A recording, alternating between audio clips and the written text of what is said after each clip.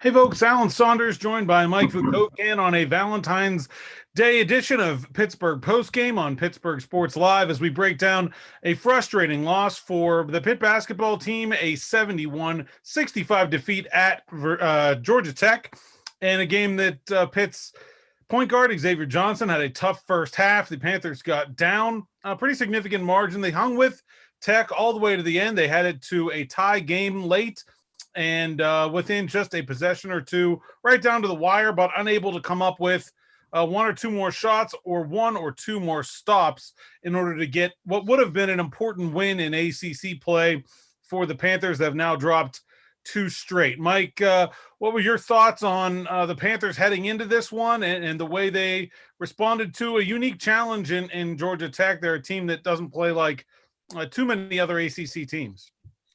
Yeah, it actually happened as I figured the game would be close, come down to the last couple minutes, and it did. The frustrating thing for Pitt is that over these last, I guess they've lost 5 of the last 6 games. It seems to be the same thing. In the last 5 losses, they haven't been able to get to 70 points. 3-pointers are killing them. Big 3-pointers by the other team.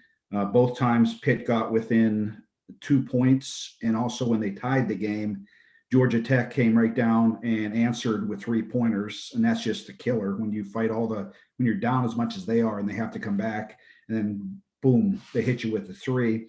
And the other thing is, I know this has been talked about the last few games. The scoring was balanced today, but Justin, for whatever reason, the opposing defenses are doing something different to him or whatever. Justin Champagnie is just not getting enough shots. For being the best player, probably the odds-on favor right now to be the ACC Player of the Year, or he's at least in the top 2 or 3.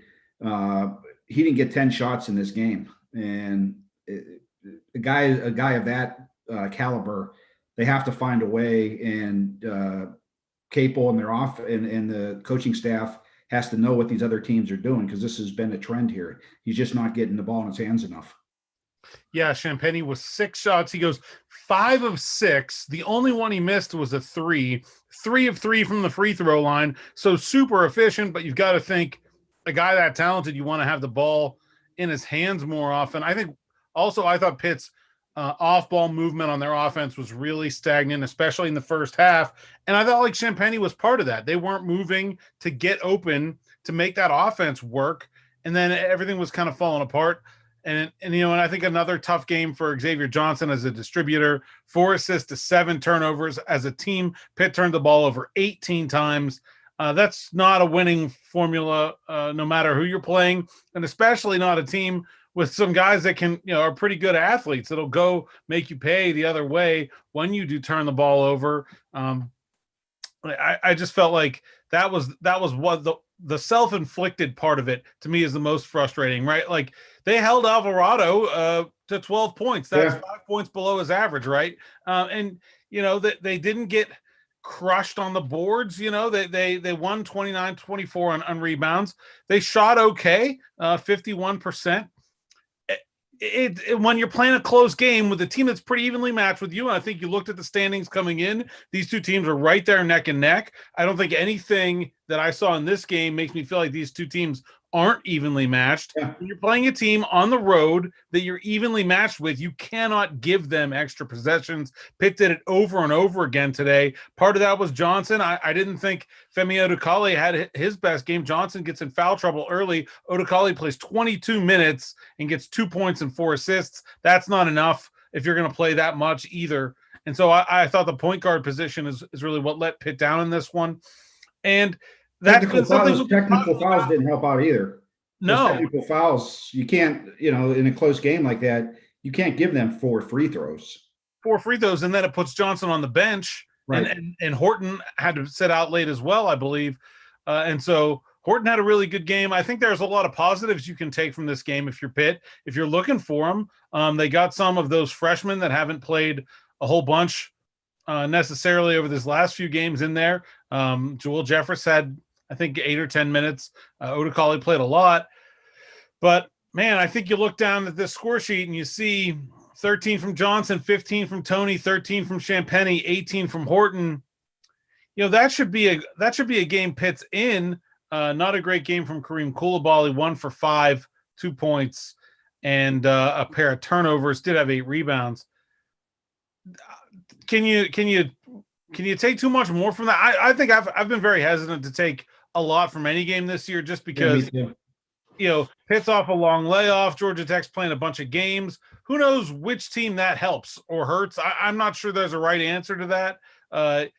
You don't want to play 3 games in a week, but you also don't want to go 8 days between games either. And I felt like the first half, Pitt looked out of sorts. Do you want to put that on that layoff? Who knows? But that doesn't necessarily mean that anything that Pitt did in that first half is really translatable. I think some of the things we talked about, though, the turnovers, they haven't been as big of an issue as they were, but I do think Xavier Johnson's play has been a little feast or famine this year.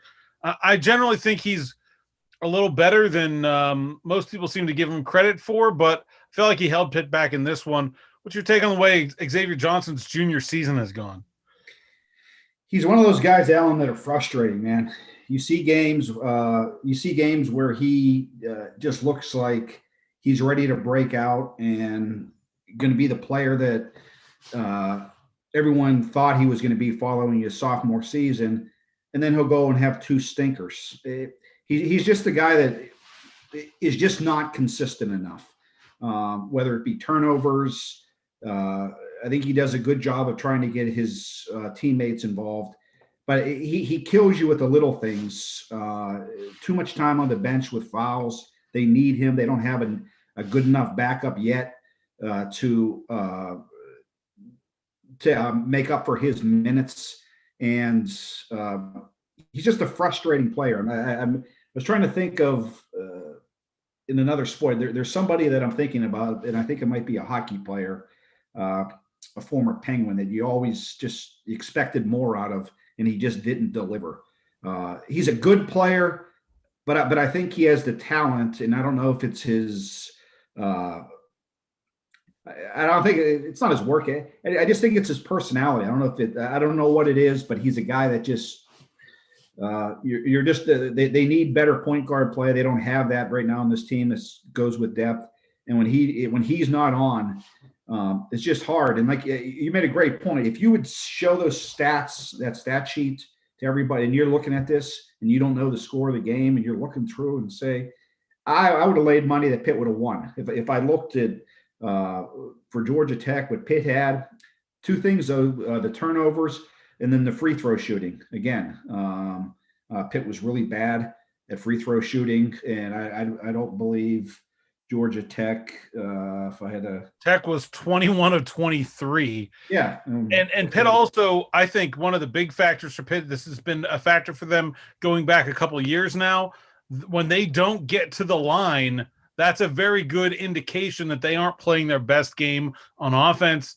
And 23 to 15 free throw discrepancy, and then Pitt only makes half of them, 8 of 15. Certainly a big impact in the game there.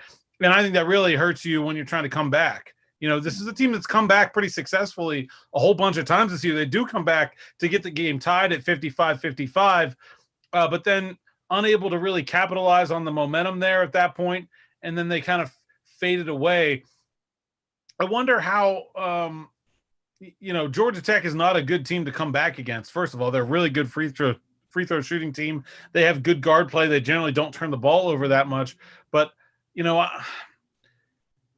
is there something different in these games where we've seen Pitt get behind so often and then they come roaring back? But I can't remember the last time we saw them with a 15-point lead where the other team needed to come roaring back. You know what I mean? I think of a more balanced offense. Yeah, Duke was the one. We haven't seen nearly as much of that. We haven't seen their offense perform at that high level until they get down. I don't know. Again, is that a personality thing? Is that an X's and O's thing? It doesn't seem like they're changing much about the way they go about their business when they do get into those circumstances. It's not like they're pressing or they're changing things. It just seems like that for whatever reason, they're not getting off to good starts in games, and it's hurting them at the end. Yeah, and it's just so hard when you get down double digits multiple times to an ACC team. I don't care which one it is. It's just so hard to get back up that mountain, and then you get there, you tie it up, and then they take the lead again. You get down. I'll say this, and I'm never into this. I don't. I think kids should always try, but it does, and I don't know why, but it impresses me. I don't want to take all negatives out of this, but the fact that this team battles, man, and I don't think they have enough talent yet. But there's points in this game and things weren't going, they weren't hitting shots. They get down again after coming back. You could pack it in, and this team just keeps fighting. They get down, and after DeVoe hits the three, Xavier Johnson hits a shot with 2 minutes left, and you're down by one again.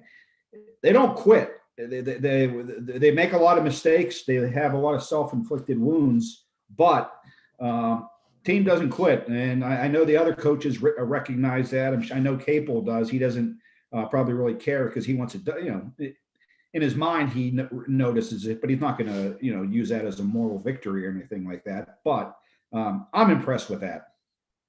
Yeah, I mentioned that on Twitter during the game as well. I think, really outside of that Notre Dame game, they've showed up, they've competed, they've battled back in every single one of their losses. They've been a pain in the neck to play against. Like, no team has really, outside, they had a really bad game against Notre Dame. Outside of that, they've been in every game late. They've fought, they've battled. And that's not something you could say about this team in every game over the last couple of years. Yeah. There's been some games where they didn't show up.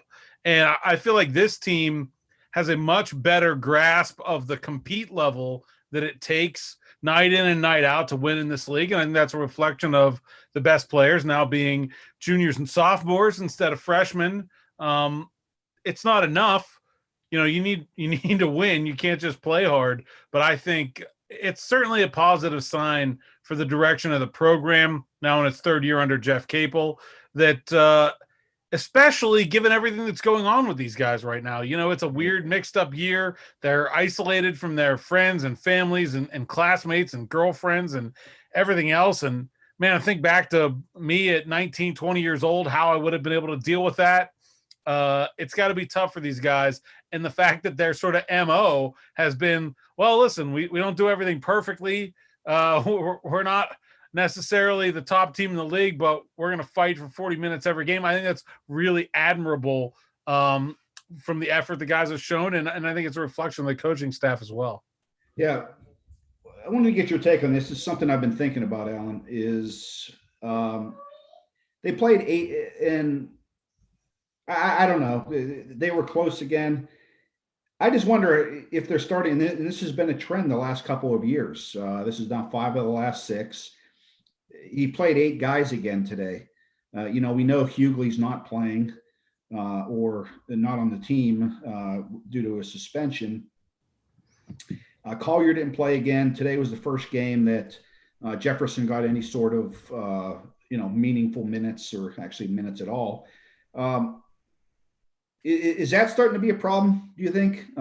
Just the 8 guys and Tony, aside from today, I don't think he's looked the same. I don't know if he's injured in some sort of way, hurt, but not hurt enough not to play.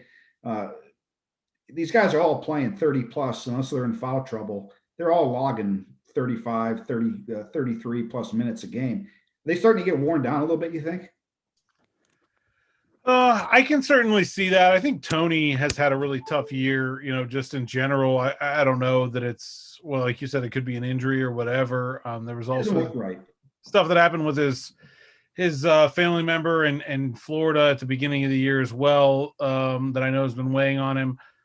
Yeah, listen, I think they need more guys. Like, you can't have 4 scorers, but you can't just say, well, because we need more guys, we're going to play all these other guys. Somebody's got to score. Somebody's got to make force Jeff Capel's hand to get them into the lineup. I've been really disappointed in Nike Sabande. I felt like he could be a guy that could be a scorer. Really, I thought he'd be in the starting lineup, if not that, off the bench. He barely plays at all. 2 minutes again tonight. I feel like he's looked poor defensively.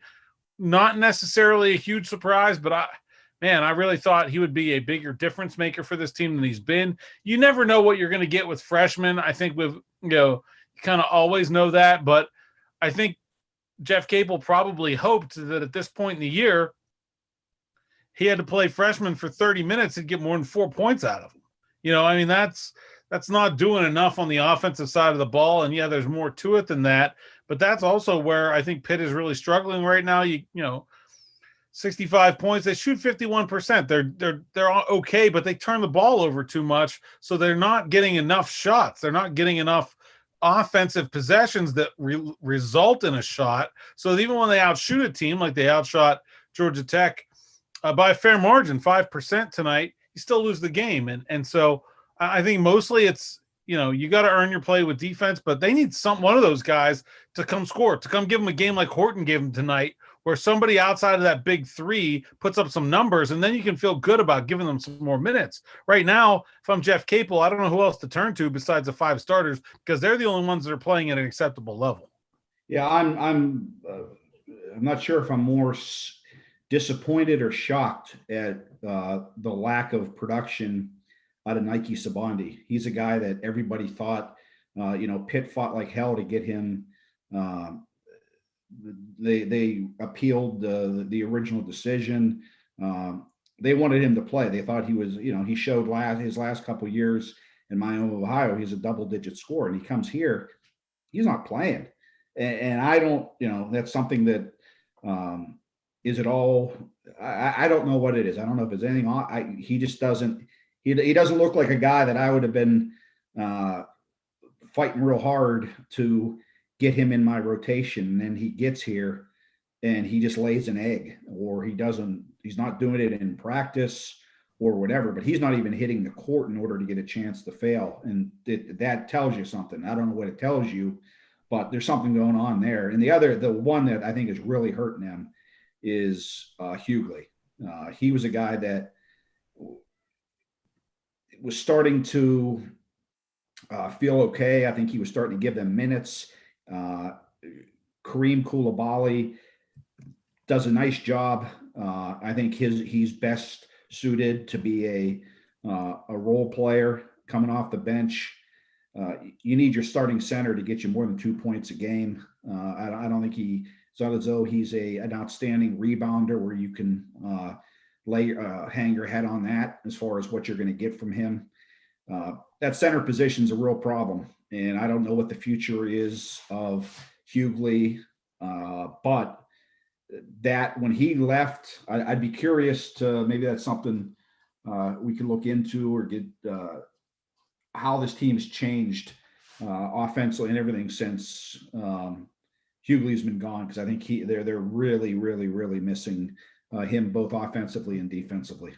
And as a really talented prospect, their most talented prospect in the class, a guy that you hoped on, right? A guy that you thought would get better, and that maybe look, even if Pitt's record hadn't changed anymore, if you have a freshman who's developing into a player that you like and you're excited about, that changes the way people feel about the way the season ends. It's different if you're not growing. And so I definitely think that's been a factor. Pitt 71-65 losers at Georgia Tech. Of course, Alan Cole is in Atlanta for Pittsburgh Sports Now. His game story is up on the site already. He'll have more from Atlanta after speaking with Jeff Capel and some of the Pitt players tonight.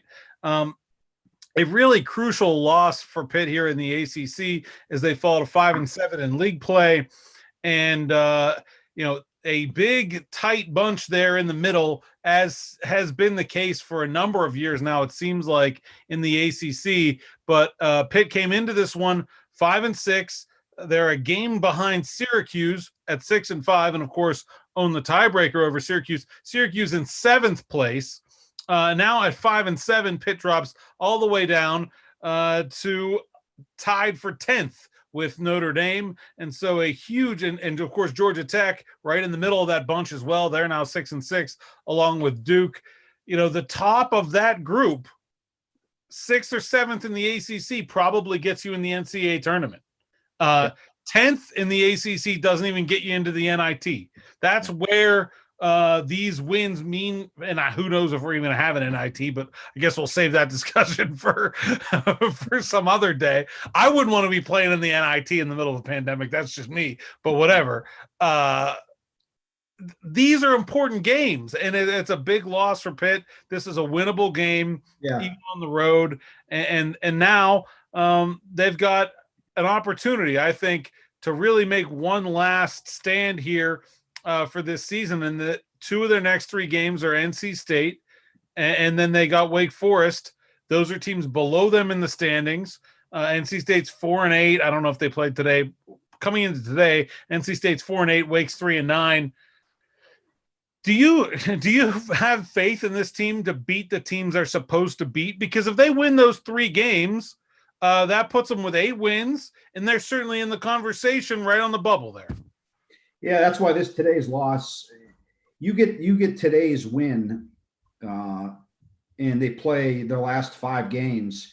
They have 2 against NC State, 2 against Clemson, and 1 against Wake Forest. And none of those teams, although Clemson has pulled out a couple wins this year, none of those teams are the upper half as far as quality teams in the ACC. And I'd have felt good.